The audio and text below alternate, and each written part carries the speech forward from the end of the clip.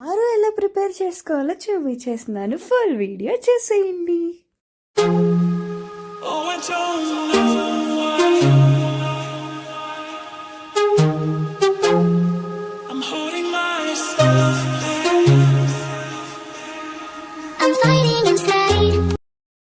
Guys, welcome back to our channel Sanas hashtag. So ఈరోజు నేను చారు ఎలా ప్రిపేర్ చేయాలో చూపించేస్తున్నా, చూసేయండి.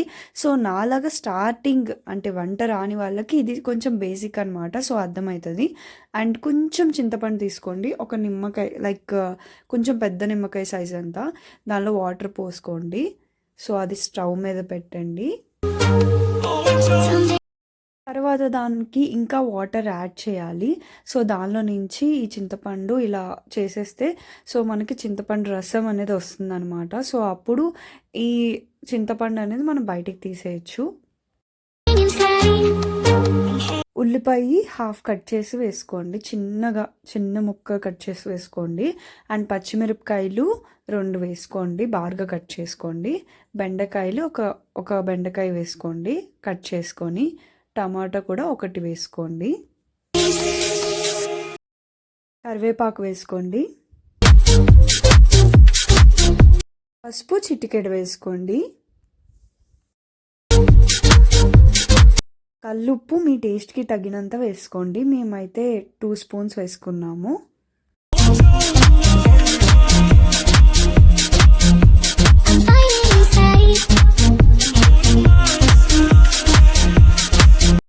కారం మీ టేస్ట్కి తగినంత వేసుకోండి. మేమైతే ఇక్కడ 1 స్పూన్ వేసుకున్నాము. ఇంకొక పాన్ తీసుకొని దీనిలో వచ్చేసి 3 టేబుల్ స్పూన్స్ ఆయిల్ వేసుకోండి. ఇది వచ్చేసి తాలింపు కోసం అన్నమాట.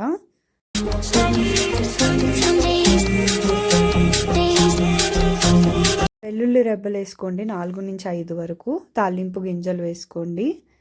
నెక్స్ట్ ఆవాలు వేసుకోండి. తర్వాత జీలకర్ర 1 స్పూన్ వేసుకోండి.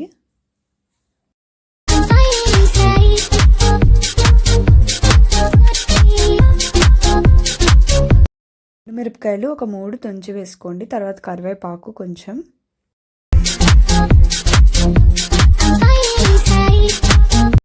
అంతే, ఈ తాలింపు మన చారులో వేసుకుంటే ఈరోజు మన చారు రెడీ. నెక్స్ట్ ఏ వీడియో కావాలో కింద కామెంట్ సెక్షన్లో చెప్పేయండి. బాయ్. సో నా వీడియో కనుక మీకు నచ్చినట్టయితే లైక్, షేర్, సబ్స్క్రైబ్ చేయడం మర్చిపోవద్దు. So don't forget to subscribe.